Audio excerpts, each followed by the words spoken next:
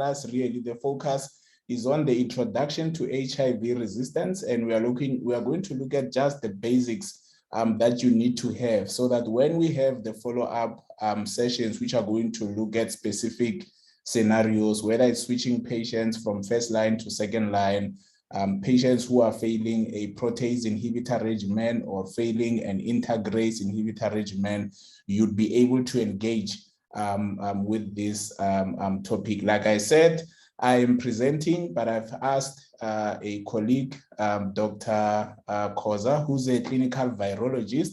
As you know, I'm not a virologist. I might have been trained by virologists, but I do know that Dr. Khoza is quite experienced. She's got in excess of 23 years in clinical practice, having worked outside in the developed countries, but also here in South Africa. She will share a lot with us. And she's currently involved with the Health Systems Trust as one of the senior clinical advisors, as a clinical virologist, particularly working in the space of advanced HIV disease or patients who have complicated HIV disease. So Dr. Khoza, you are welcomed, and we will engage on this topic as we continue.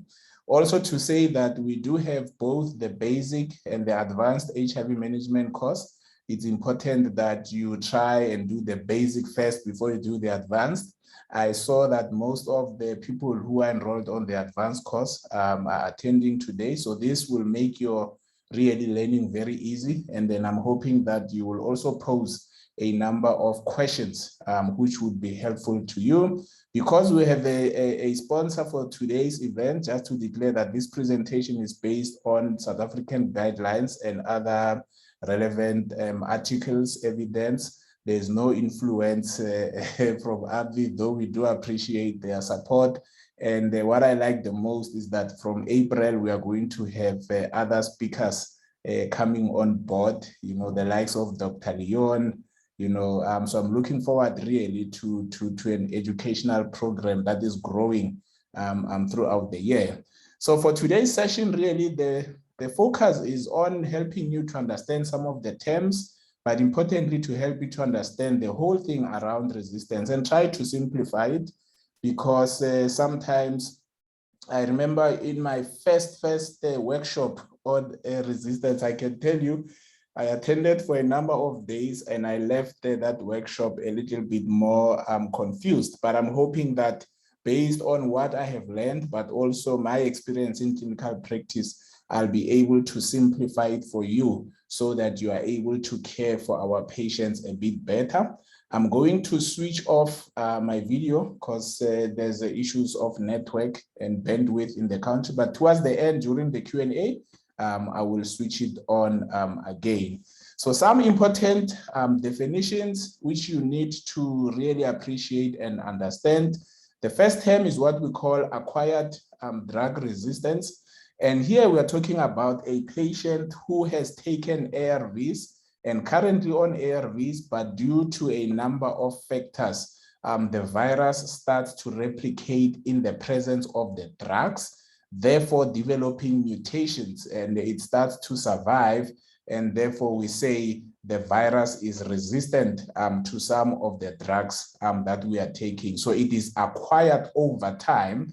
It might be because of poor adherence, which is common. It might be because of drug-drug interactions. Some patients who might be having, you know, issues with absorbing the drugs, so it's an adherent patient. But when you do their therapeutic drug levels, you find that they've got very low blood levels of these drugs, so maybe there's absorption issue. So there you have to assess with your patient to determine what are the secondary causes for this resistance and then help your patient.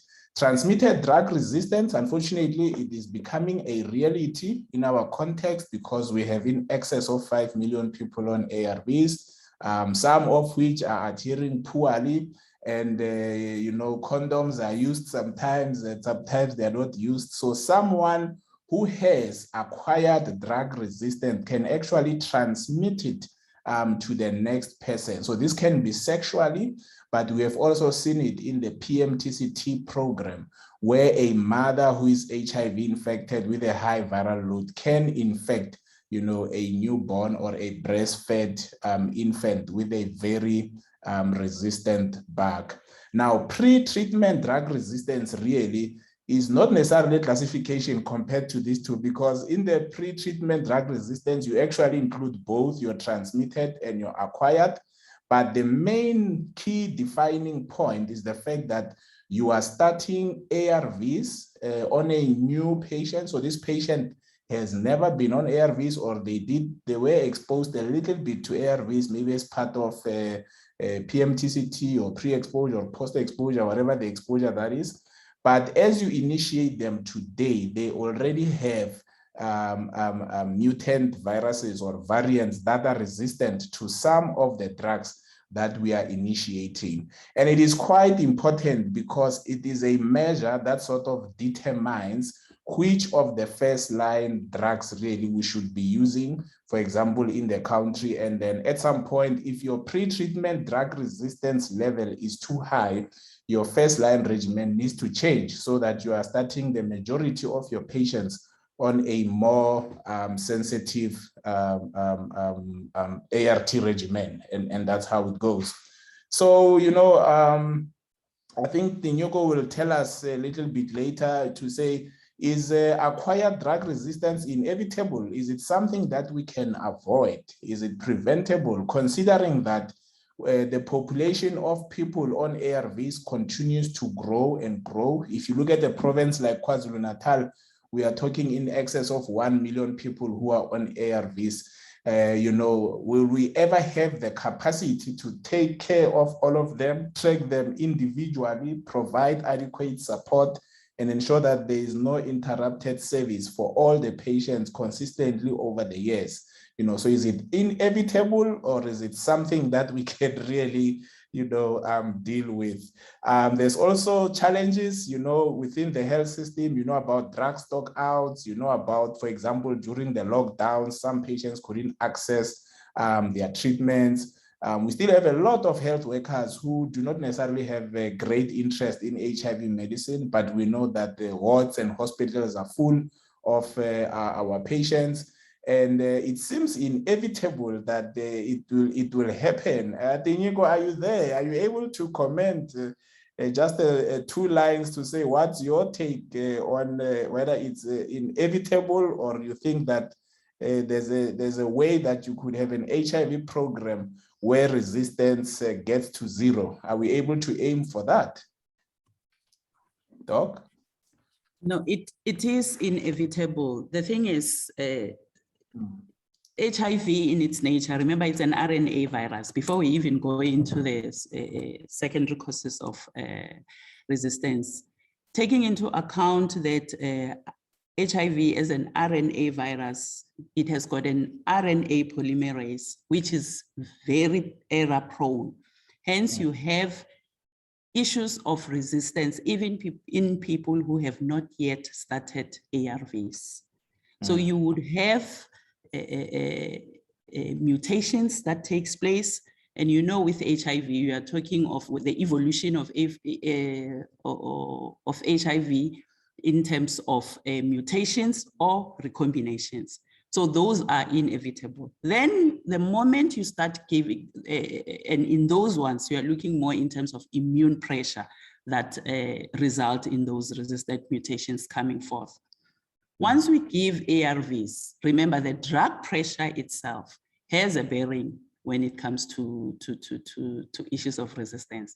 That is why we go back to basics as to the goal of therapy. Why we are giving therapy? We are giving therapy so that we have got viral suppression. And once you have got viral suppression, you don't have the virus that will be replicating, because once you have got viral replication, that increases the risk of developing such resistance. Great stuff. It seems inevitable, Doc. I was hoping that you would say, no, we can prevent it fully, but it seems like it's something that we'll have to deal with, because there's the nature of the virus itself which, it brings into all this. And we are still going to discuss that a little bit. And then, there's a number of surveys that have been done, and I'm just sharing really one of such, just showing that whenever you have a patient who's got a high viral load on a first-line regimen, particularly if it is an NNRTI-based regimen. NNRTIs, remember, we are talking about efavirenz, nevirapine particularly. The majority of those patients, in excess of 90%, would have developed high-level mutations against efavirenz and nevirapine, reminding us that this class of drugs has a low barrier to resistance, one single point mutation, your K103N, can render the class, ineffective. And when you have a weakened first-line ART regimen, you start to have a lot of patients presenting with high viral loads. You switch a lot of patients, from your first line to second line, which becomes more expensive, more, difficult for patients to tolerate, because sometimes the number of tablets, it's just too high. So if you look at the history of the South African program, we are from a situation where most, actually 90 whatever percent of patients were on NNRTI, which was quite a weak regimen. Even for patients who were adherent, the majority of them at some point, would develop such mutations and end up with high viral loads. So yeah, and then you see your M184V, you will know about this shortly. Particularly, it's a mutation selected for patients who are exposed to your lamivudine and emtricitabine, and then 46% would have had mutations against tenofovir and to some level abacavir, and then your thymidine analogs, which is mutations from zidovudine. And you might ask, why would we pick such a mutation if patients have never been exposed? Remember, in the olden days, patients used to be on stavudine, and stavudine and zidovudine would select for similar mutations, which we would call thymidine analog mutations. And you will learn more about these shortly. Another key challenge we have is the delays in switching, and switching, we have fear to a certain extent, and I think it's something we need to explore, because when patients fail a standard first-line regimen, particularly NNRTIs, we tend to take a while, for those patients to be assessed and to be switched. As you can see here, on average, it took 59 weeks for a patient to be switched. And I can tell you the actual variation is actually wide, because I have seen children who had been on a fading regimen for at least 6, 7, up to 10 years. I've received calls of those kinds of patients.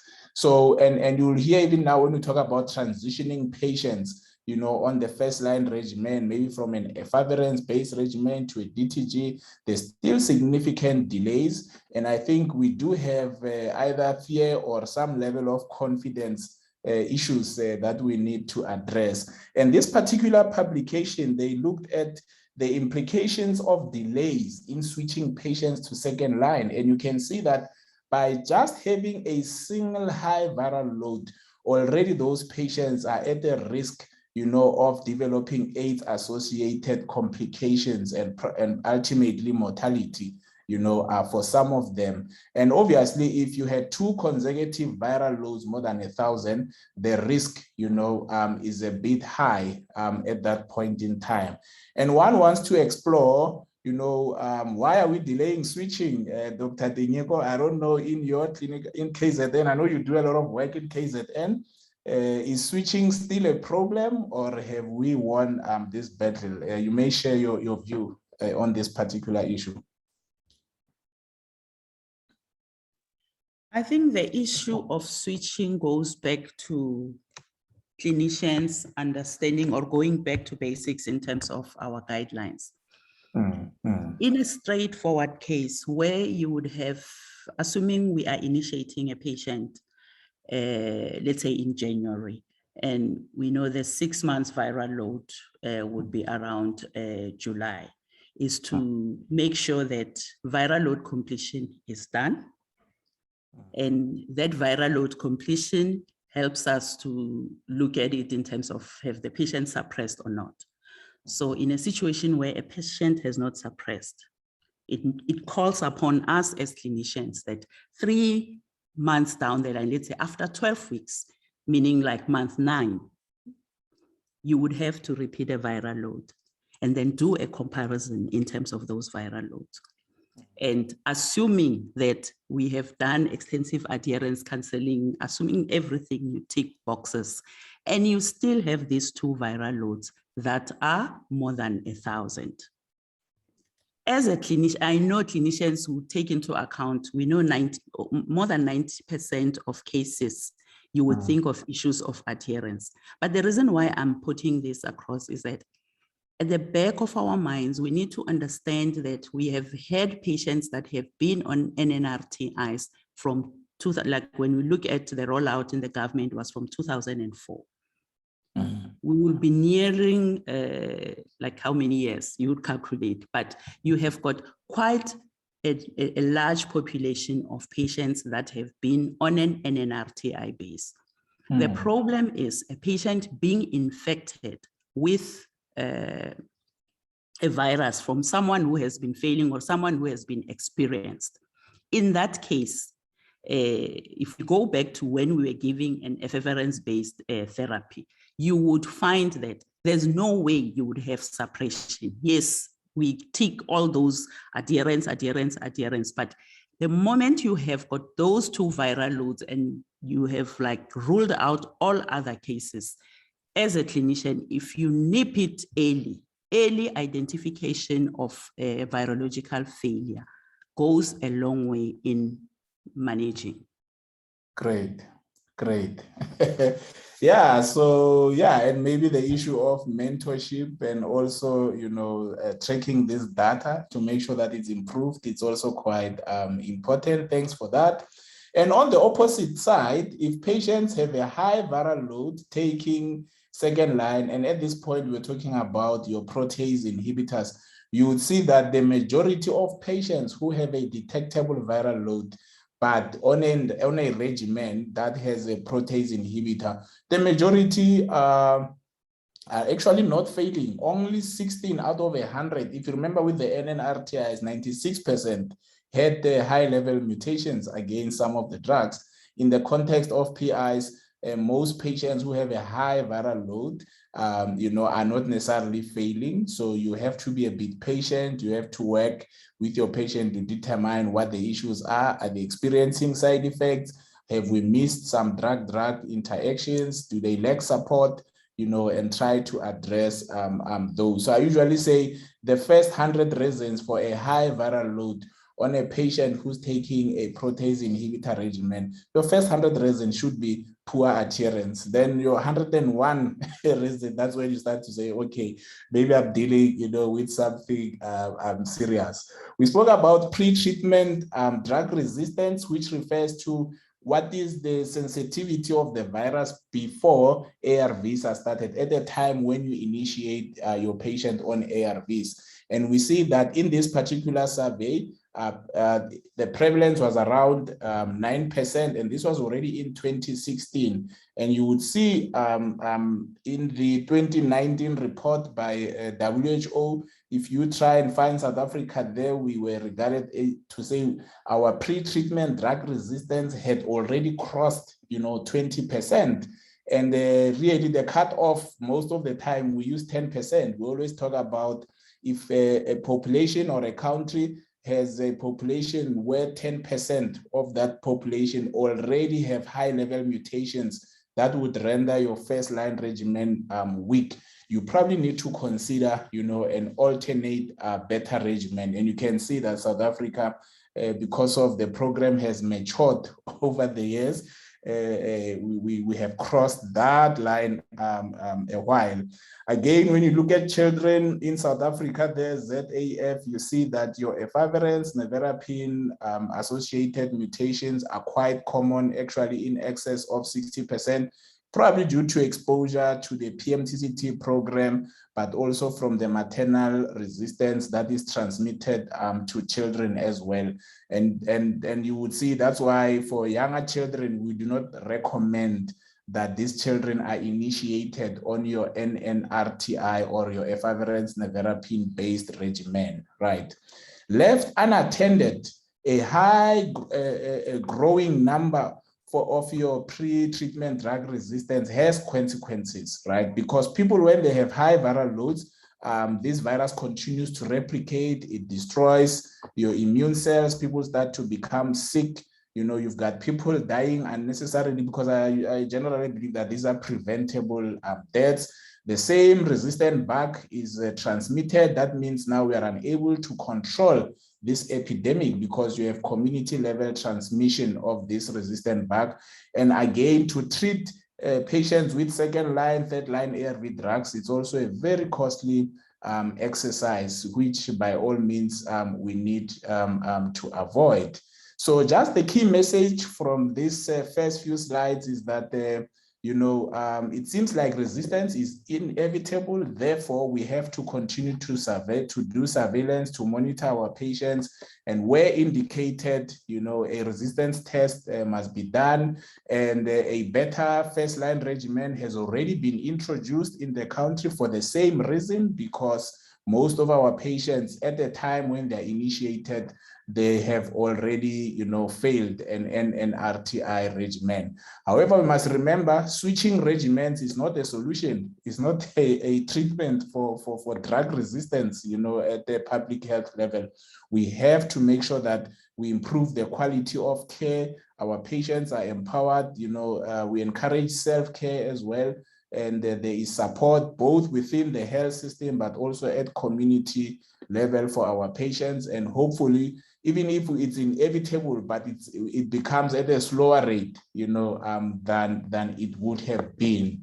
So I want to continue and then get into the technicalities. You'll see that today we discuss a lot of theory. I hope you are enjoying this as well. So coming back to HIV, the things that Dr. Tinyeko was talking about, to say it's inevitable as well because of certain characteristics of this particular virus. So HIV is a retrovirus. Retro means backwards, and really it has to do with this chain of events, right? Because me and you, we are the host in this instance, right? We are DNA species, and during mitosis or cell division, our DNA is transcribed to RNA, which is then transcribed to messenger RNAs and so on, producing the little Dr. Mawelas, which is my kids, which most of the time they should look like me, under normal circumstances. Now, HIV, Dr. Koza said, is an RNA, virus. And when we are infected, there is a process of reverse transcription, which is facilitated by that enzyme that we call reverse transcriptase, where the viral RNA is transcribed to a viral DNA, which would later, be integrated with our DNA. And this is a very important process in the viral replication steps, which is not error-proofed. Reverse transcriptase is not error-proofed, so it makes a lot of mistakes, such that even if you are very adherent, 1 or 2 patients might start to develop, minor mutations, and later on, which can become major mutations by just the basic mistakes that are done by reverse transcriptase right there. So this is the basic structure of the virus. I wish I had enough time. I was going to be asking you, what do you see? Just to see if you've been through some of the HIV life cycle classes.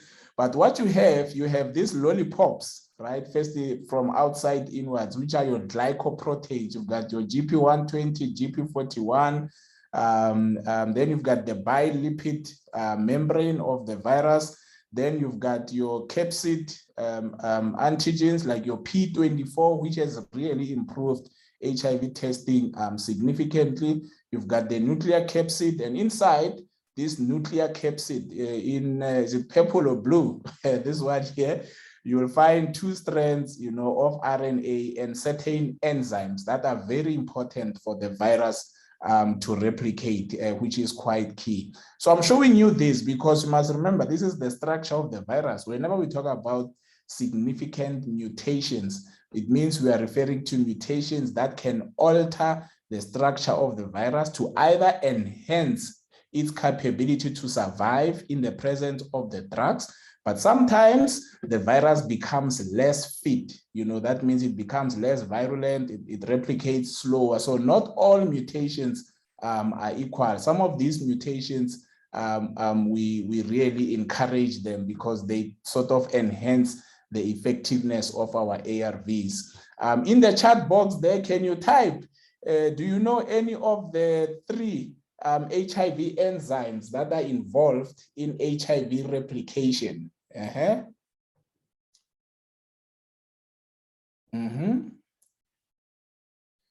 Please type any of the 3 enzymes in the chat box there. I just want to see which ones you know. There's probably more. Yes, I see. Reverse transcriptase. All right, that's the popstacks. Inge, you are very welcome. It's been a while. I'll be happy to see you here. Yeah, protease. I'll be happy. Yes, I'm waiting for one more. I see. Yes, integrase, Masita. That's quite positive. So really, I know typing is an effort, but it keeps you engaged as well. So in the HIV life cycle, we have these 3 enzymes, reverse transcriptase, integrase, and protease. And reverse transcriptase really is the enzyme of attention because of the fact that it is not error-proofed, it is error-prone, and when it makes mistakes, later on we see viruses, that are not the same as the parent virus, and that creates a lot of problems for us at some point. But as well, here is the host cell, which is our cell. And what you see is that there's many things, but the key things to focus on is that on our cell, we have a CD4 receptor. Then we've got core receptors. There's 2 of them, your CCR5 and your CXCR4, right? Remember, the word core means support. It means if a virus attaches to the CD4 receptor, it also needs to attach to either of the 2. And, in the early days, we used to believe that your R4 viruses or viruses that have a high affinity for your CXCR4 core receptor were more virulent, and those patients would progress faster. And sometimes during the 8th stage, you would also get more of your R4 virus, than your R5 viruses right there. But luckily, most of the HIV virus that is circulating, it has a high affinity for your CCR5 core receptors, which is quite key. So now, as I narrate, the HIV life cycle for you, just for you to get a context. So here we are, we've got our HIV virus. On the left, you've got your 2 single-strand RNAs. There's a bilipid membrane. There's these lollipops there. There's a sweet and a stock. The sweetie is your GP120 and the stock is your GP41. GP means glycoprotein, 120, glycoprotein 41, right? And obviously, HIV has a high affinity for cells that express your CD4 receptor, and it will be smiling all the way as it approaches this particular cell. And you see that the first step there is entry in terms of the HIV life cycle. And entry means there is an attachment of the GP120 on your CD4 receptor, as well as on your CCR5 receptor. GP41 would then attach on your fusion domain, which then allows for the fusion or the joining of your membrane, the viral membrane, but also the membrane of your CD4 cell. And that is what we call fusion. Some people use the word, attachment. It doesn't matter. The most important thing is to note that the virus will attach, the membrane will fuse. After fusion, the viral genome, which is your 2 single strands of RNA that you see there, and certain enzymes that we refer to, reverse transcriptase, protease, and the integrase are also, uncoated or released into the cytoplasm of our cells. So here we are, and you can see that single strand RNA, which would lead to our next step, where reverse transcriptase, this enzyme now, and you can see the shape there, it has to take that single strand RNA and through transcription convert it to a double strand DNA. But we're talking viral RNA to viral DNA, and this happens in the cytoplasm. During this process here, a lot of mistakes can happen, and I will try to explain it to you shortly how that actually happens. Please remember that stage. Now, if a mistake has happened, if instead of a certain nucleotide, the reverse transcriptase got the wrong one, and this DNA code now contains errors, the same DNA code would then be transported into our nucleus, usually during cell division, because the nuclear membrane there becomes permeable. It is inserted into the host DNA. Suddenly, our DNA, my DNA, is captured by the DNA of the virus, because now my DNA has a code there of the virus, such that during cell division, when now it's time to transcribe this particular DNA, the transcription will have a code for viral proteins to be formed, which is, and actually after integration, really, you've got lifelong infection. Once there's integration, you can't reverse the HIV infection at that point in time.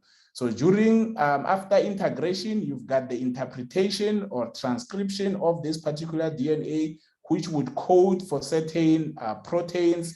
As you can see them, these proteins would then go near the membrane to start to form, baby viruses. And then you've got protease there, that other enzyme. Remember the three enzymes: reverse transcriptase, integrase, and you've got protease. And you can see it looks like something that can cut. So the function of protease is to cleave and to cut these long polyprotein chains, allowing for the formation and maturation of baby viruses, as you can see. And if these viruses mature enough, they go back and infect more cells. But the issue is the DNA had mistakes. Transcription transcribed for errors in the formation of certain proteins, such that these particular virions, baby viruses, are not the same as the parent virus there. Imagine Dr. Mawela's kids looking like Mr. Mazibuko, because there was an error in the translation of my DNA during transcription. So that is a similar concept like that. I hope you are laughing as I say my kids look like Mr. Mazibuko right there. So again, at different points, these are target points for your drugs. So if there was a change in the structure of reverse transcriptase, it means drugs that target this particular enzyme would be less effective. Your integrase inhibitors, dolutegravir, raltegravir, generally work there to prevent the insertion or the integration of the viral DNA into the host DNA. And then you've got protease inhibitors, which inhibit that enzyme such that the baby viruses that are going to be released would not be formed or would not even mature enough to infect more cells. But today we're not talking about the drugs. I'm just showing you how the HIV life cycle, links to the drugs. Now, here's the heart of what Dr. Koza was saying. So where does it start? So a virion, just imagine if you at the personal level, you had a half-life of 30 minutes. So by the time you are born, at the Bara Hospital, you have 30 minutes to live. I'm sure you wouldn't be doing most of the things you are doing now. You'd be very purpose-driven person, because you have 30 minutes to achieve your life goals, But anyway, a virion, a baby virus has a half-life of 30 minutes, right? A CD4 count has a half-life of 1.3 days. Unfortunately, HIV has a very high production rate, right? Producing billions and billions of viruses in a day. And this is mainly driven by the fact that each viron will probably die in the next 30 minutes, right? Now, reverse transcriptase, that enzyme that I showed you, incorporates a wrong nucleotide for every 10 to 30,000 nucleotides. And I'm going to show you what we mean this. But at the high level, forget the virology terminology, Dr. Koza will forgive me because we are not virologists. All you need to know is HIV produces millions and millions, billions and billions of viruses. However, for every 10,000 to 30,000 transcription, there is a mistake in the DNA code, right? Leading to one mutation for each copy. Every time there's a copy of a certain parent virus, there's at least one mistake, right? And these mistakes happen on a daily basis. So if you have a patient who is HIV infected on a daily basis, if he's not on ARVs and his virus continues to replicate, right? There are mutations that happen every day, you know, such that in the body of this particular patient, there are populations of viruses that you can trace genetically, but each is unique and different. And this probably is one of the reasons why the issue of the cure and vaccines in the HIV context is such a difficult process. So what am I saying? I know I'm dealing with a lot of technical things, but I hope you are following as well. So here's your single strand RNA. Remember, once your immune cell is infected, there are two single strand RNAs here. We're looking at one strand of RNA. You can look at it, it's red there. You've got reverse transcriptase, which works like a zip there, reverse transcriptase. Then you've got your nucleotides, and I've put some of them here, like adenosine, cytosine, guanine, thymidine. So reverse transcriptase uses our nucleotides, the host building blocks of a DNA structure, which it finds in the cytoplasm. It uses them, there they are, to form a double strand, you know, DNA structure from a single strand structure of the virus, right? And what usually happens is sometimes the next required nucleotide is cytosine. That is what it is supposed to zip in there. But then it makes a mistake. Instead of cytosine, guanine gets into that place there. That means you are going to have a totally different DNA structure, which would code, you know, for a different virus in terms of structure altogether. And that is why we talk about these mistakes in that context. So then so think of a person or a patient who is infected, right? They are not on ARVs. HIV continues to replicate, reverse transcriptase with each viral copy makes mistakes, continues to make mistakes. So you'll find that in each individual, there is a large pool of these viruses that you can track genetically that, oh, the father is this one, but they are different, right? Each strain is distinct because there were significant changes or mistakes done by reverse transcriptase producing these specific differences, right? Each has the potential to become dominant. And from a clinical point of view, this is the part I need you not to miss.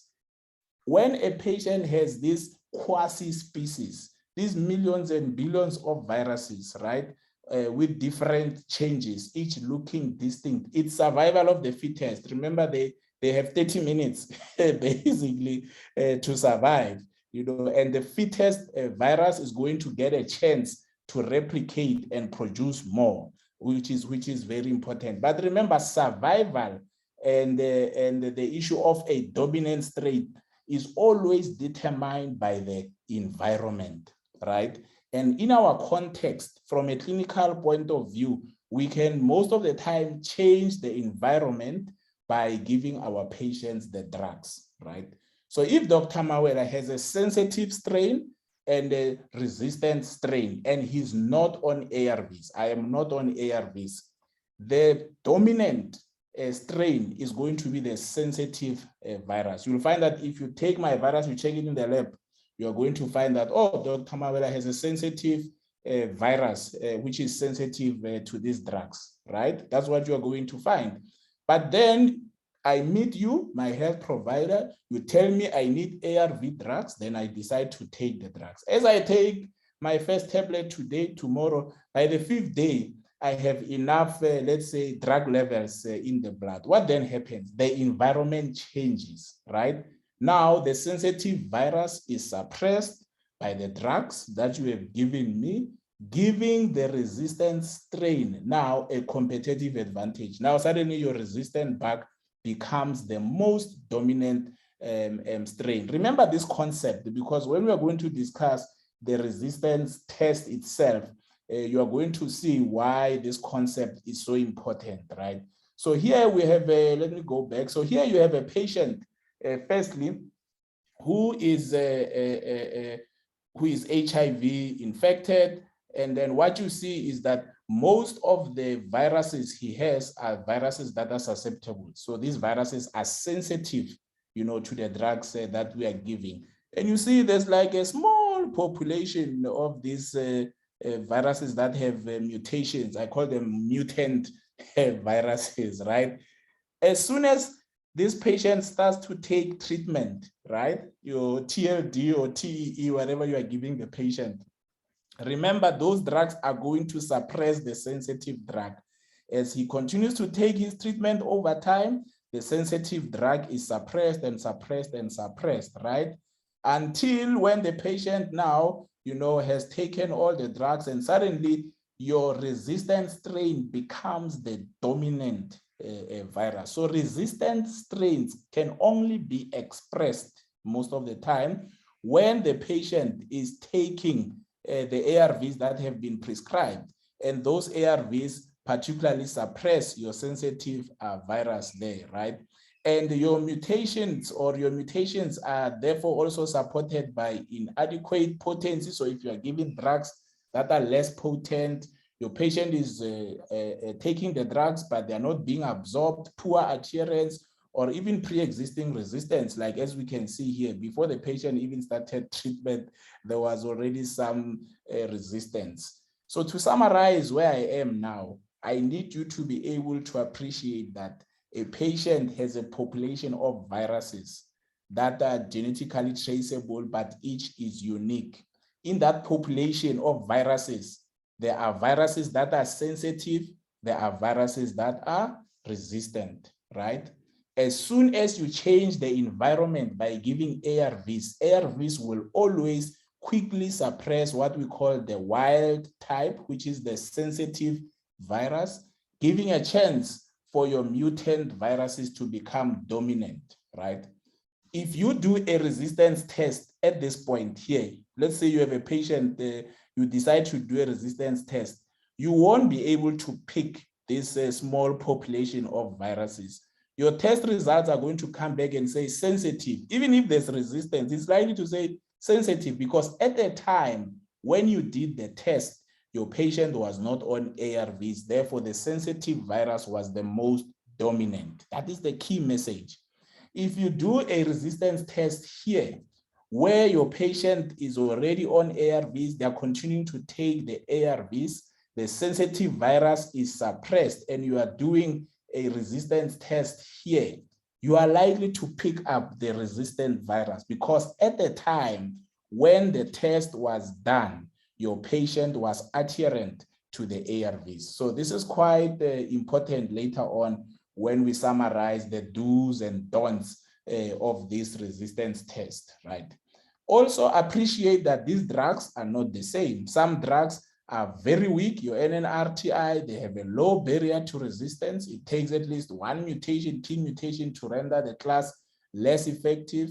If you look at your protease inhibitors, lopinavir, ritonavir, you need a maximum of 8 high-level mutations sometimes to render these drugs less effective. So your protease inhibitors would be regarded as having a high barrier to resistance versus your efavirenz, nevirapines, which have a low barrier to resistance.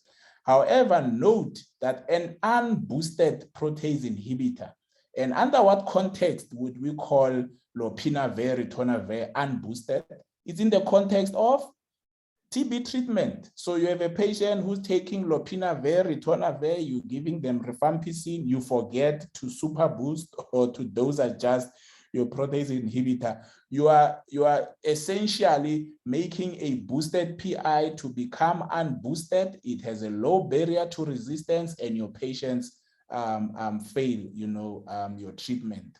You would see as well your thymidine analogs. Remember here, it's zidovudine and stavudine have a relatively higher barrier to resistance compared to your non-thymidine analogs, let's say bacavir, and so on. That's why we always keep our zidovudine for second line, because it's our powerhouse for when things go wrong. So I hope you appreciate that. So coming back to mutations, hey, I hope you're with me. It's in the evening after a long day and I'm talking mutations. Please type there in the chat box if you're still with me. Halfway, I always want to know if I'm alone or I'm with you. I see Luboya says, whew, doctor, what's happening today? I know, Chef, usually we go on a lighter note. But if you follow the story, I'm trying to tell you, Pomatangu and later there, Beauty, I see you guys. You'll understand where we are going with this. And at the end, of this movie, I hope it makes sense, right? Thanks, Brapita. I see you are following as well. So I'm sure you have seen this M184VK65R. What's the other one? K103N. So let's make it easy. Let's see what does this thing mean so that it makes sense to you. So we started by saying HIV is an RNA genome. By now, I think you are with me on that one. If you pull a strand of RNA, one single strand of RNA, and you look at it, right, you are going to see nucleotides, your guanine, cytosines, what's the other one? Adenine, that's what you're going to see, right? And these create codes, and each, now, on your RNA strain, every third nucleotide represents what we call a codon. So a codon is a code made up of 3 nucleotides, and by virtue of how they are combined, they code for a certain amino acid, right? And then these combinations of amino acids would then code for a protein. Remember, my nose, my ear and stuff, these are proteins. So I'm giving you a chain. A chain says you have a DNA structure, which is made up of nucleotides. A combination of 3 nucleotides code for certain amino acids. Remember, amino acids are building blocks of proteins, like saying glucose is a building block of sugar, for argument's sake, right? So that's where it starts. Now, if you change the code, right? If instead of guanine, reverse transcriptase makes the mistake and then you get the adenosine there, it means the code has changed. If the code changes, it codes then for a different amino acid, which would then produce a different protein or a structural change. These changes, by the way, they can either make a virus to be more virulent, that means we become scared, people progress faster, or less fit. That means the virus is slow, it replicates slower, it is even more sensitive to the drug, and we like those kinds of mutations, right? Whenever you hear people say the wild type virus, they are referring to a virus which has no mutations at all, right? And it will always be the most dominant virus in the absence of the drugs. When you give the drugs, the wild type virus here is suppressed and the mutation or the mutated virus becomes dominant. I know this is theory. Let me show you in practice. You'll see how easily it makes sense, right? It's what I said before. You've got your single strand, you've got your double strand formed by reverse transcriptase. It uses our nucleotides. If at any given time, when cytosine is supposed to come in there, but by mistake, thymidine goes in, that means we are going to code for a different a protein, therefore the structure of the virus might change. And you can see here a wrong thing has come in, right? Now let's make it easy. Here we are, you know, let me lower this, chart. It was disturbing me again. So look at this. Let's presume this is a long strain of your RNA, right? It's got your nucleotides there, you know, in threes. And remember, a combination of three is called a codon because it has a code which codes for the formation of certain amino acids like lysine in this instance, or aspirin, you know, serine, and so on, right? However, something happens. Reverse transcriptase makes a mistake. You can see this was supposed to be GAC, so guanine there is now replaced by adenine. And as soon as guanine, the G there, is replaced by the A, that is a mutation, because instead of asparagine, I can't remember this, you've got adenine, you know, the amino acid being formed right there. So when we say a mutation, we mean exactly that. We mean there was a change in your nucleotides, which then coded for a certain amino acid, which then changes the structure. And that is what we mean when we say a mutation has happened. Here are your amino acids. You can see A for alanine, you know, C for cysteine. I hope you still remember these guys from biochemistry, medical school. K for lysine. You'll see why I'm telling you this now. Glutamine there, you know, some of these don't make sense. Why glutamine should become a Q? I think only the scientists know. Dr. Kozota, if there's serine, you know. But what I want you to see is this. Here's a typical report from a genotype result. They say we have picked up a mutation called M184V. Do you see? What does this mean? It means if you take that strand of RNA and you pull it, right? You pull it, you're gonna find these codes. At code number 184, at code number 184, right? At code number 154, M was replaced by V. Let's go back. M, where's my M? Methionine was replaced by valine at code 184. So when they amplify the DNA strand, they go to code 184. They are expecting to see methionine. Unfortunately, when they get there, they see what? Valine. Therefore, there is a mutation. What is this mutation? 184V. Let's go back.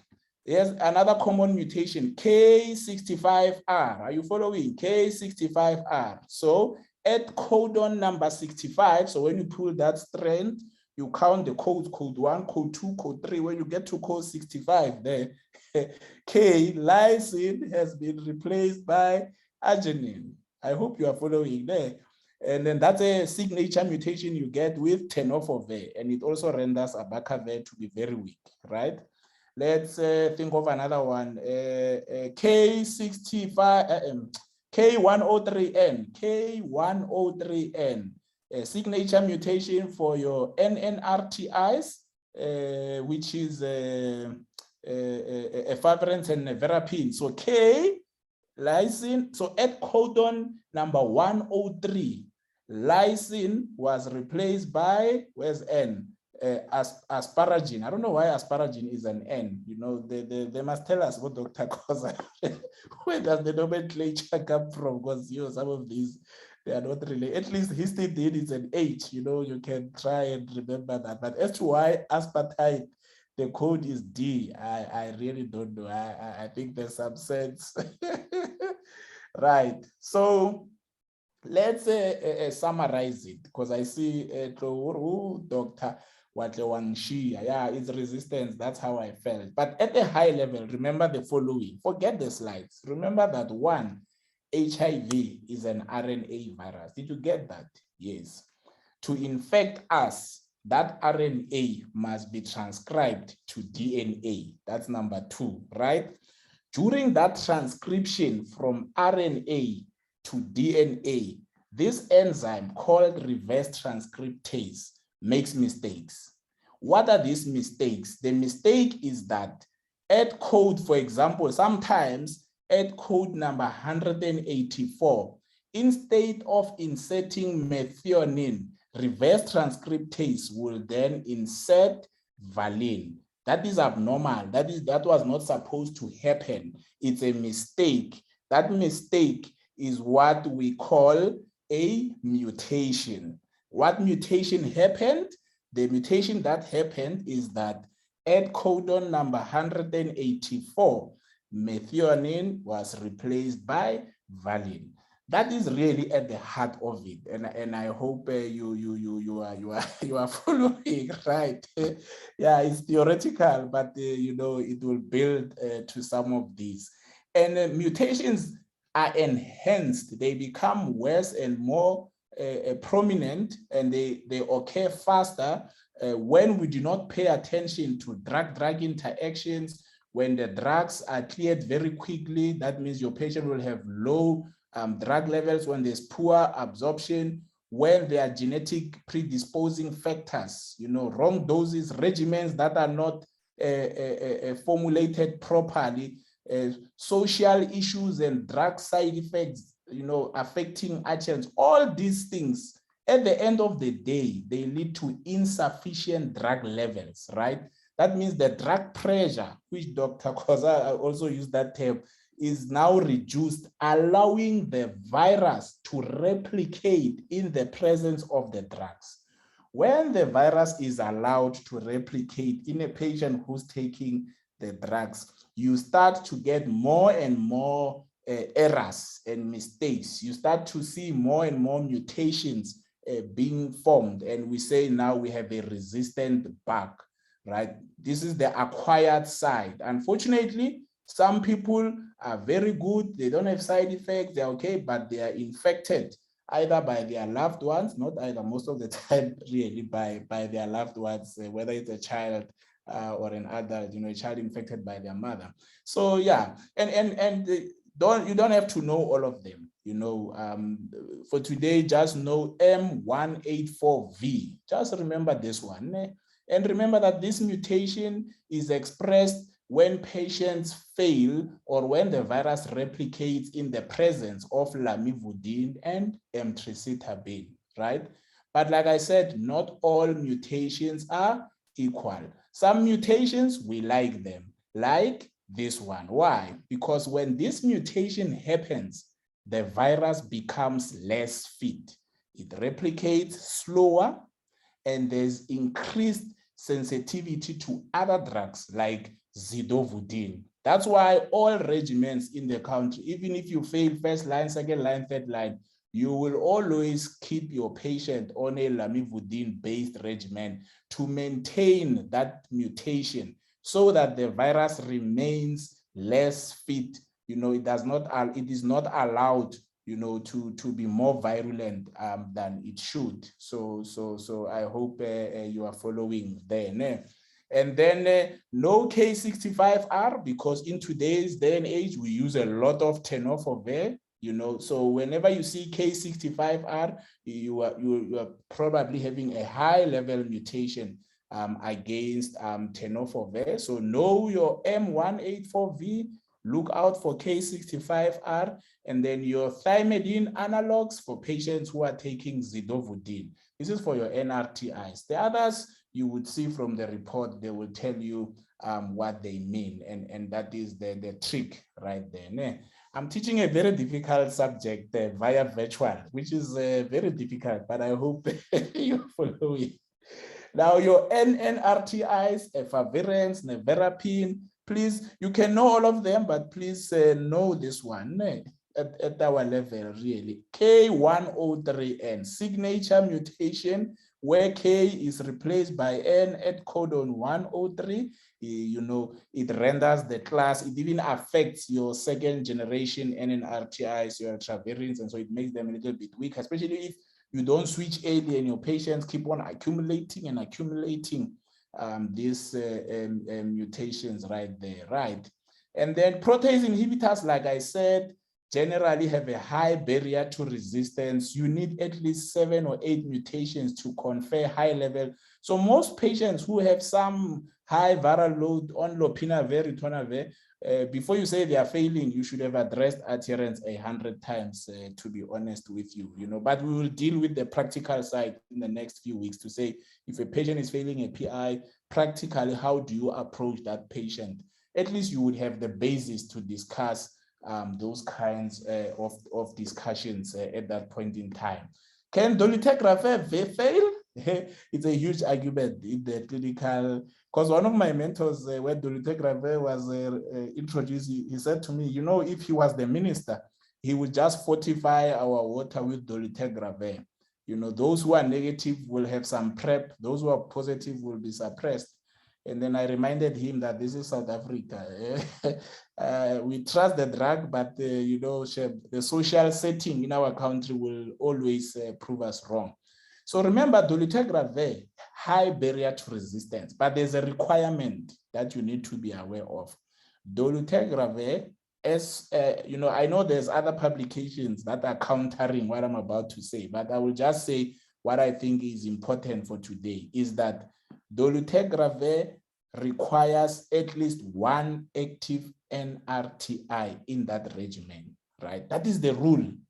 If at any given time you are not confident that the NNRTIs you are giving your patient are still active, you think based on the drug history and the switches, you think, this one, tenofovir probably failed that time. You should not give DTG, right? You would rather give DTG with a new still active NNRTI, or consider giving lopinavir, ritonavir. And really, that is the message from our clinical guidelines. I know studies are competing on this issue. Some people still, some studies show that maybe that's not always true. But at the heart of it, generally you get dolutegravir under the context of DTG monotherapy. But remember, none of you are going to prescribe and say, I'm giving DTG alone. So it happens under what I call clinical monotherapy. On the prescription, you have prescribed 3 drugs, right?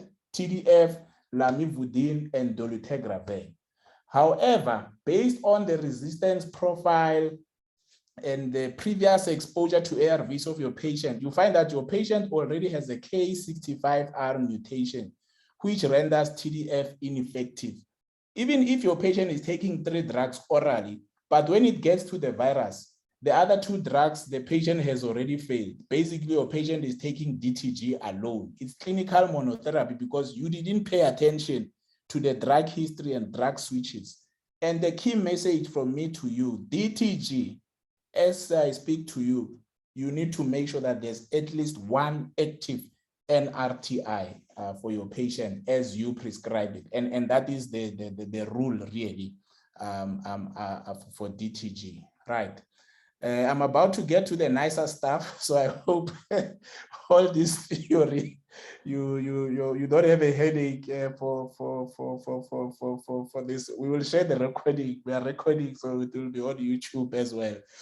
So now genotype, and Dr. Kozashem ku lebetse hanyane ke tla nyaka uno tsena nyana ke seno e tlhalosa this one.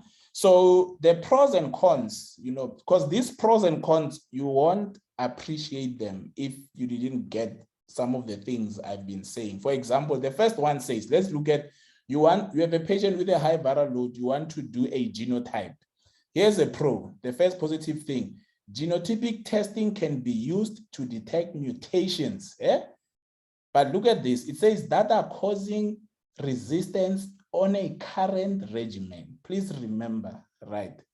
So a genotype test will only pick up mutations against the drugs that the patient is taking at the time when the test is done. It cannot detect hidden mutations or archived mutations. For example, if Dr. Mawela took stavudine 10 years ago and he had high viral loads and failed stavudine, right? But today you are doing a genotype on Dr. Mawela who's taking tenofovir, lamivudine, and efavirenz. The test results are going to detect mutations against the regimen that I'm currently taking, which is TDF, lamivudine, and efavirenz. When you check stavudine, it might even tell you that it's sensitive, right? Because at the time when the test was done, Dr. Mawela was not on stavudine.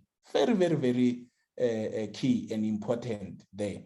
That's why a genotype test is not supposed to be used to tell you which drugs to use. That's not the purpose. A genotype test is only done to tell you which drugs not to use, but not which ones to use. So if it comes back and says there's a K65R mutation, there's a K103N mutation, it means the genotype is telling you Dr. Mawela has mutations against tenofovir and efavirenz. Don't use tenofovir, don't use efavirenz. That's all. It does not mean when it says down there, stavudine sensitive, it doesn't mean use stavudine, because your interpretation of that sensitivity is as good as your drug history that you have collected from a patient. When did you start? Which drugs were you taking? Why did they stop you? Why did they switch you?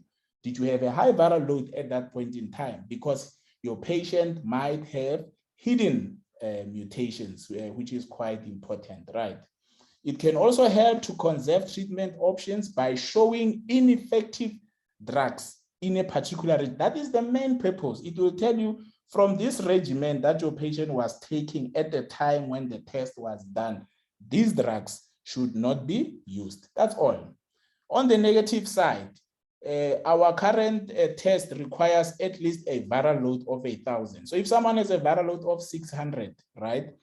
Sometimes these genotype tests are done for studies and stuff. They do know that a negative test might mean that the test failed to pick up the mutant viruses because the viral load was too low, or the resistant strains were less than 20% of the whole population. So they were a minority. It does not pick up minority variants. Remember, if you want to switch minority variants to become dominant variants, at the time when the test is done, your patient must be on ARVs, because that's why we require drug pressure. We require drug pressure so that the sensitive virus is suppressed, the resistant bug becomes dominant, and we are able to pick it up on a resistance test. So that is very, very important, right? And then the last bullet, which I think is a repeat, it will only detect currently circulating strains with no information on the old stored mutations, right? So it will only tell you about the current regimen, and that is the trick right there, right?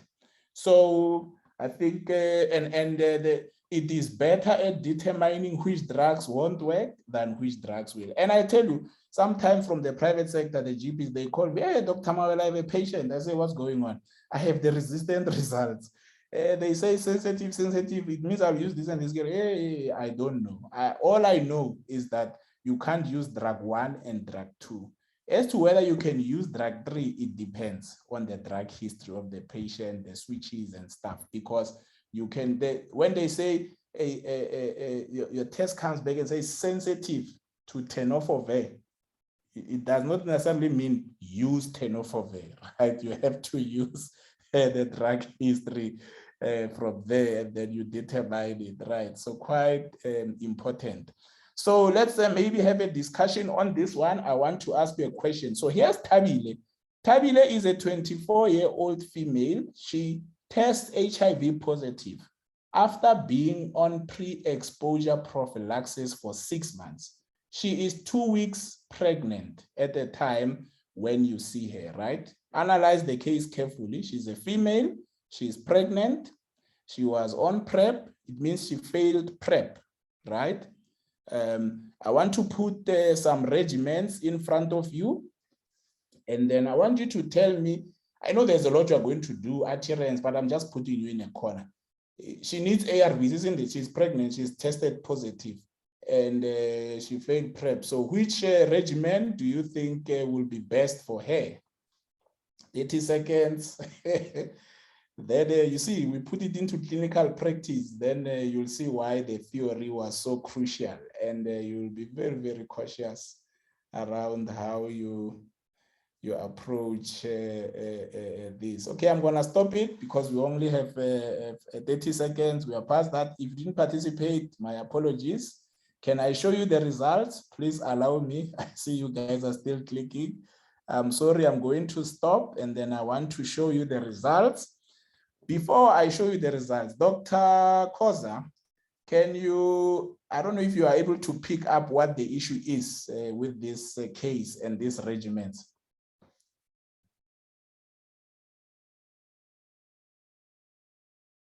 Dr. Koza, are you still there?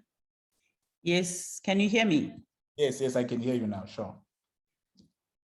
Okay, do you want me to give the results and talk to that? Yeah, I mean, your own, I mean, just try to show them some of the challenges with the case and in the context of resistance. This patient, okay, this patient had been on PrEP for 2 weeks. What you need to ask yourself is 2 weeks enough to develop? For 6 months, sorry, doc. PrEP for 6 months, but she's 2 weeks pregnant. Yeah, sorry. Or it's PrEP for 6 months, okay. Yes, so you have a situation of a patient who is, who has failed PrEP.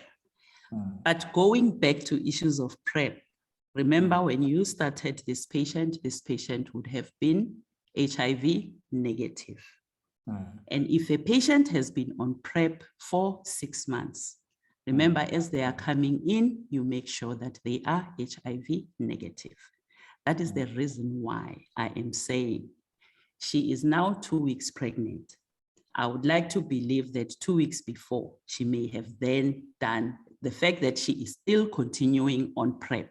You would have continuously excluded HIV, her being HIV positive. So that is why I'm going back to the 2 weeks. I think you get what I mean. So as much as she's 6 months on PrEP, if you were following proper guidelines in terms of PrEP, it means that you have got, this patient has had HIV, has contracted that within 2 weeks. That's my, if you analyze it from your history. And then I come back and say, is 2 weeks enough to develop resistance? Or is 2 weeks enough to give you mutations that would outgrow the presumed wild type? That is why one can still be confident in giving the patient our first line regimen, which would be the tenofovir, 3TC, and dolutegravir. I like your analysis, Doc. Okay, let's say she was 4 months pregnant. What are you worried about? Yeah. I think the pregnancy has no bearing to this because you use the pregnancy to estimate. No. She is 4 months pregnant. Yes, she is coming into you. She is 4 months pregnant. If she has been on PrEP, what it means that you have been excluding. It's a different thing when you come and tell me that she has been on PrEP and defaulted on PrEP. And now she is 4 months pregnant and HIV positive. Are we, you understand the difference? I'm with you. Yeah, I understand the technicalities. That's why I wanted you to raise them, you know. Yes. So even if, so in this scenario where she would have defaulted, she's presumed to be on PrEP, maybe she defaulted PrEP and now she is HIV positive.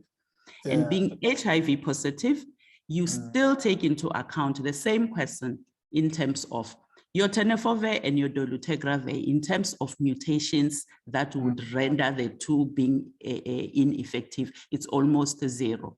When we go back to the issue of your PrEP, the PrEP, I would like to believe that should have been on Truvada, which will be our tenofovir and 3TC. The presence of 3T, that's another thing. I think we will talk about it. Let me put it aside. The 3TC and her having N184V, like you mentioned, that all you need is a 1-point mutation. So the presence of that M184V, does it have a bearing in terms of the first line regimen in this case? Not necessarily, because the TDF, the patient may still be susceptible to it, considering the duration So that the before patient would have you been continue, I think it's Dr. Kalonji, I might be wrong, is raising that the fact that she has failed PrEP, it sort of tells you that she's been poorly adhering for a while. Yes. And the potential for other mutations, it's still a possibility. You could think of that.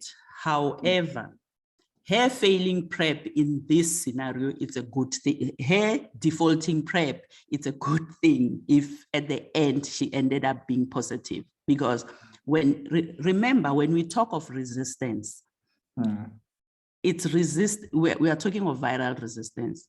So in her negative form, being on PrEP, there's no way you'll develop resistance on that, because you have got no virus, like you are negative. We usually have this thing of patients saying, but, if you give, okay, my last point on your comment is, it's difficult to estimate when exactly did she become positive. And I think also the HIV tests, are they not done every 3 months on this thing? So probably the last one was done 3 months ago as well. Even if the last one was done 3 months ago, assuming it was done 3 months ago and she is not on treatment, assuming she has she has defaulted, or else she's still taking it. In fact, for these purposes, let's say 3 months ago, she is taking it, and in the midst of that, she has fallen pregnant, like she's diagnosed being HIV positive plus pregnant. We still go back to that question of how long does it take for us to develop resistance to an extent that we can put aside a specific regimen.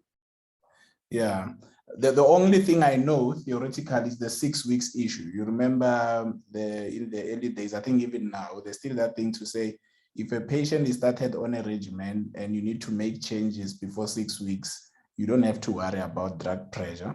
But if it's after 6 weeks, you should worry about drug pressure and the possibility of issues with resistance. So I think 6 weeks, it's kind of like the old standard, but I think it remains even today as well. It might be earlier with your DTG because it's a better effective drug, but yeah. Sure. So yeah, I mean, thanks for that. What I like is you have raised a lot of issues and I see a lot of comments. So I'm hoping, Dr. Kalonji, I'll give you time to ask at the end to raise your hand so that you can share your views on this one.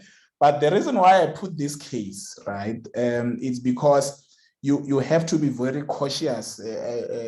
You are seeing the regimens, right? The only message from me to you is that, and which is what Dr. Dinyeko also tried to raise, you need to take proper history, assess your patient in detail. Remember, if you choose to use dolutegravir for this patient, you have to have confidence that there are no high-level mutations, particularly against tenofovir. If your confidence is very low, right, then you need to use zidovudine with dolutegravir or even opt for lopinavir with tenofovir. Remember, the golden rule behind the case, to be honest with you, is the issue of to use dolutegravir, you need at least one active NNRTI, right? And we are focusing on tenofovir. She has been exposed to TDF. We don't know exactly when she failed and whether she was followed up correctly. You know, how long did her virus become exposed her virus was exposed to the drugs and managed to replicate. So those are the things. But if your confidence is very low that here I'm dealing with a patient where I cannot be sure that TDF is still active, you therefore can use TLD for this patient, right? you will have to consider ALD, zidovudine, lamivudine, and dolutegravir. If you want to continue using tenofovir and lamivudine, your option might be then to use it with because lopinavir, ritonavir, is a forgiving drug. In the context of a weak NNRTI backbone, it is probably a regimen that you should consider. So I'm just raising things to show you things you deal with every day. If you go to the Green Book, our ART guidelines, right, they have put these 4 bullets as indications to do a resistance test. Number 1, any patient who's failing a lopinavir, ritonavir with a high viral load on a lopinavir, ritonavir, and you have done these viral loads more than 3 times, you should consider doing a resistance test, right? Resistance test is also indicated for adults who have high viral loads on DTG, only if that DTG is used as part of second line. There's no indication for doing resistance testing for first line DTG treatment failures. And when we deal with DTG in the next few sessions, you would then get it right. Any adult or child who has a high viral load on a PI or a DTG-based regimen where the patient was exposed to rifampicin and we forgot to dose adjust. So you have a patient who's on DTG, developed TB treatment was started, and we forgot about dose adjusting. We should do that. Then the last bullet, which is building on that case, any newly diagnosed client who has received PrEP in the last 6 months, so that is how it's written in the guidelines. But Dr. Koza, as a virologist, is analyzing, when exactly could the infection have happened, was the patient followed up? And I think she's bringing the context in terms of history taking, which can then help you to make those kinds of decisions. Now, but if I was to keep it simple as a statement copied and pasted here from the guidelines, if you have a patient who fails PrEP after taking PrEP, if they're not even saying, they say in the last 6 months has been exposed to PrEP.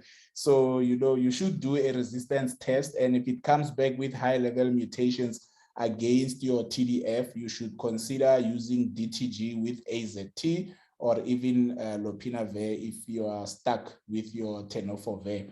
And that is the context. I want to run through some exciting slides and then we should call it a day. Are mutations good or bad? So I want to show you 2 nice scenarios.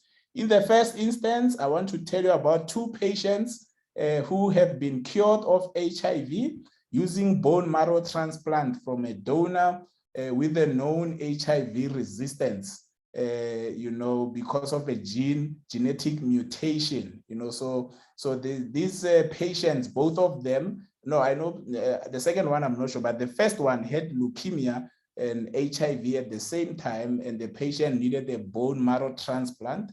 He received a matching donor, and that donor's bone marrow was producing CD4 cells that were resistant to HIV infection because of a specific co-receptor which they lacked, this patient. Which co-receptor is that? That would be your CCR5, right? So this specific mutation is called a CCR5 delta 32. So if you go and check yourself and you find that you have this mutation, you can be not that sure, but you know that you have a lower risk of ever being infected with HIV. This mutation was discovered 20 years ago.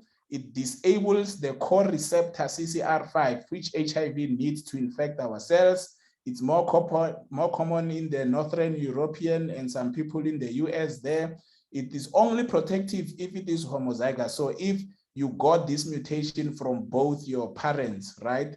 And these individuals are 100 times less likely to contract HIV if exposed to the virus. So these 2 cases were transplanted with bone marrow that they produced CD4 cells that did not have your CCR5. So this time the mutation is good, but can we do this for all our patients? Probably not. It's a very high risk procedure to do.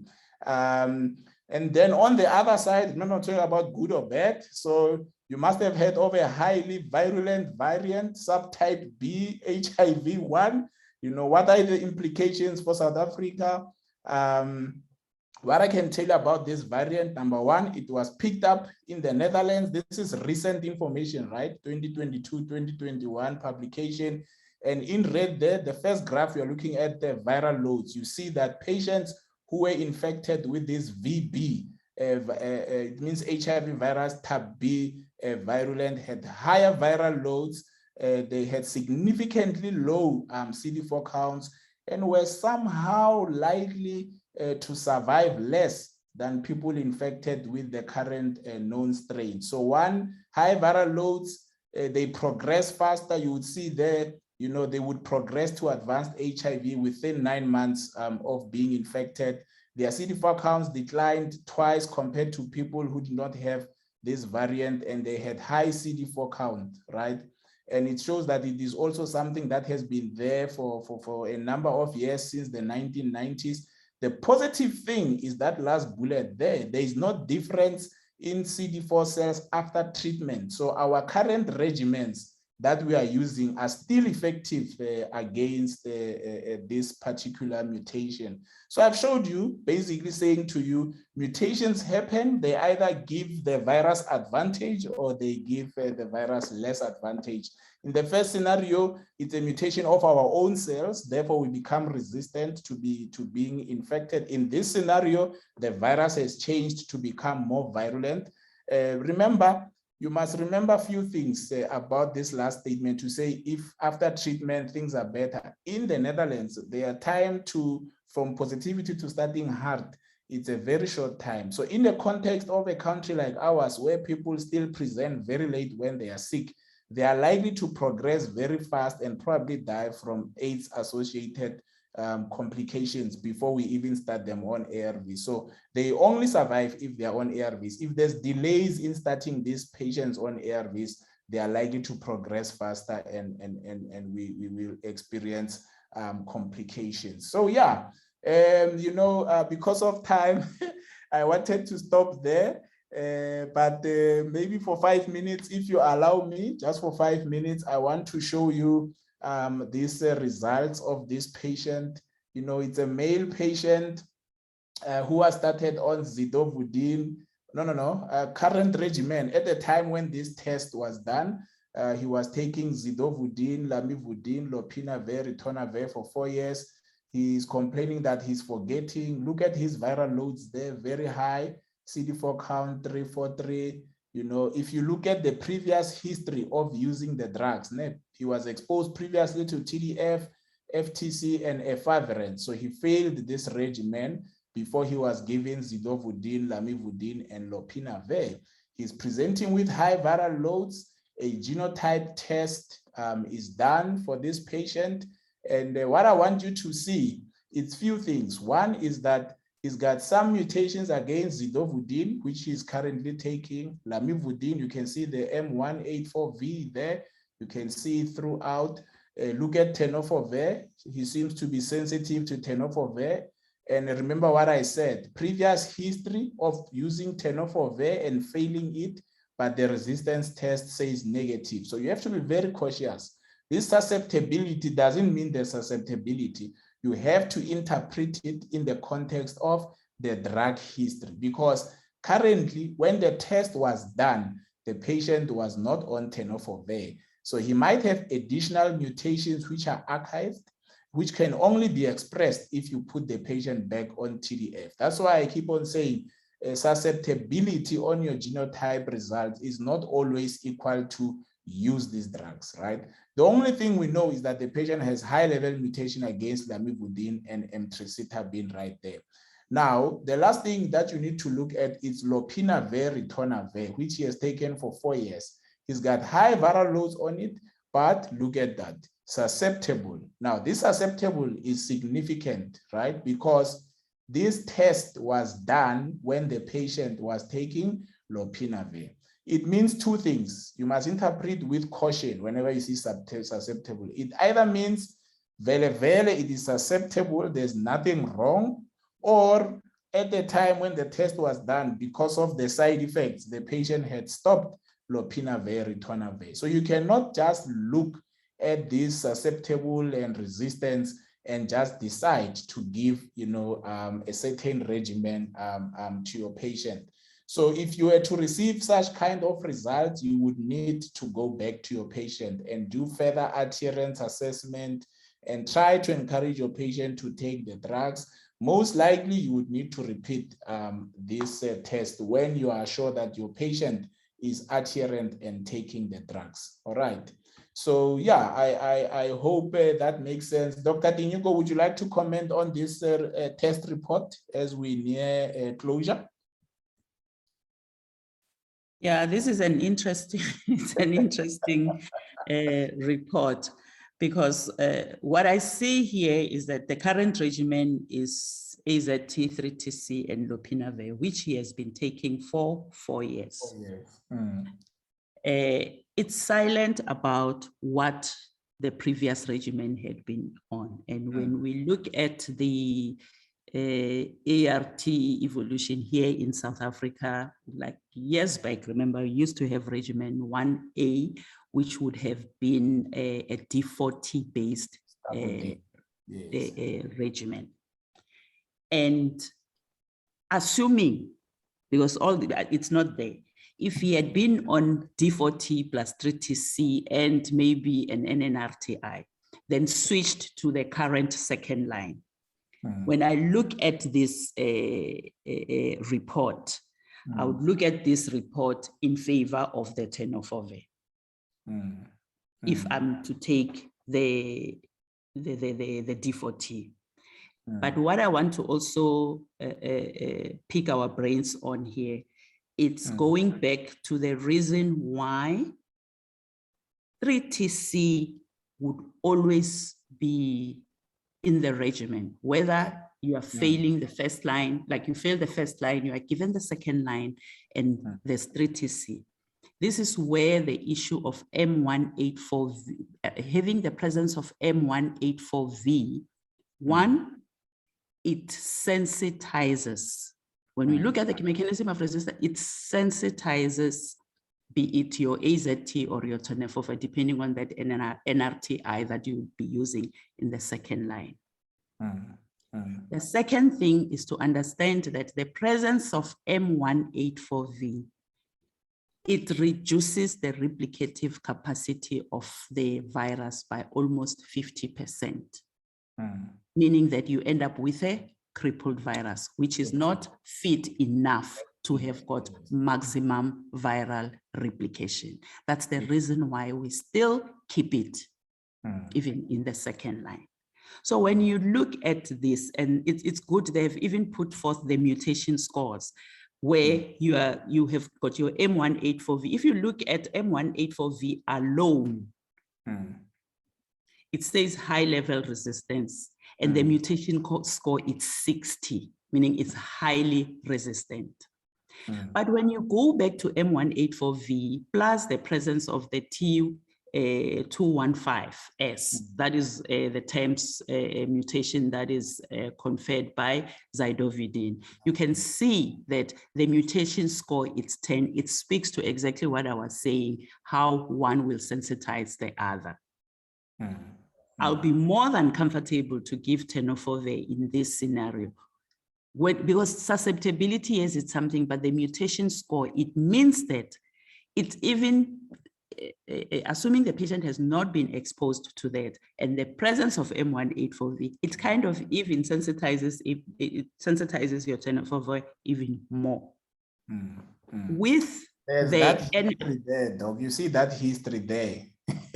Just that it's on the report. Yeah, on top there. Yes, okay. Yeah. With that history, I think we need to look at the role of K65R or the emergence of K65R in terms of what is its implication in terms of the regimen. I'm not seeing K65R here. My not seeing K65R, does it mean that it's archived or not? In fact, it goes back to when you look at your nevirapine. Look at your nevirapine and look at your adherence. Adherence as well. You don't see K65, you don't see K103N. The fact that K103N is not there speaks to what you are talking about. We may have archived mutations. There's no drug pressure. Hence, we are not picking it up. And going back, you mentioned that we need a viral load of more than 1,000 for us to do a for us to do a genotype. This is because you would assume that with a viral load, or let's say data has shown that once you have got a viral load that is more than 1,000, it means that at least you have got more than 25% mutations, which can give you a guide. You can be confident that at least I have got X mutations here. And the limit of detection of the test, the HIV drug resistant test, it's the limit of detection, it's that 1,000. When you look at your PIs, the PIs, it's out for the PIs to be 0 like this, it may mean that the patient is not, may not even be taking, has stopped taking yes, because even if, remember, with your PIs, you have got your minor mutations and you have got your major mutations. And it's the major mutations that we are more interested in. The fact that you are not even seeing anything, because it's a combination thereof that will tell you whether a patient is susceptible or there's low level resistance and all that. You might find that there's no drug pressure with regards to the PIs. I'm sure, because he's taking PI with a high viral load, but it's susceptible. He has probably stopped. There's no drug pressure. Yes. I think it's kind of summarizes that. Yeah. Thank you. Yeah, I've also, I was listening and I've also learned something from that. Colleagues, I wished we had scheduled this one for 2 hours. I don't know if these hands that are up are real up. Dr. Kalonji, would you like to make a comment? Because I think we can only afford to take one hand. We have just crossed, and maybe I can just give us 5 minutes. Let's start with you, Dr. Kalonji. Please be straight to the point. Thanks, Doc. You may unmute. Colleagues, we have only 5 minutes for this. Thanks, Doc. You may speak. I don't know if you have unmuted, but we can't hear you, Doc. I'm not sure if something is wrong with your mic that side. We would have liked to hear you. And Dr. Walter, is your hand up? Please unmute. Let's see if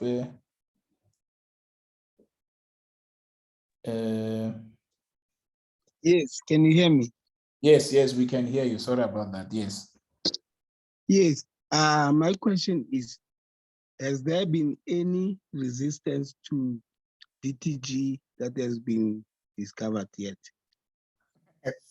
Yeah, on the third week.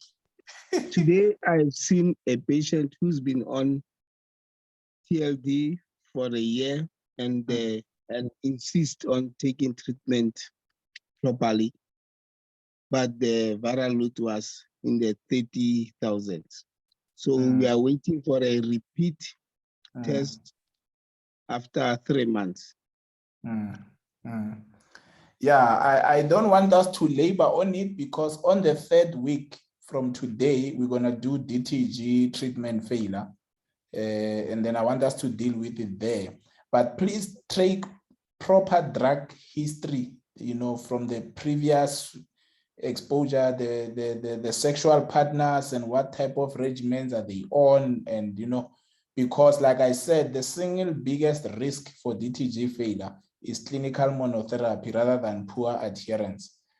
So you would have to assess that patient. There are mutations which we will discuss in the third week, but those mutations, even if picked up, they do not necessarily render high-level resistance to DTG.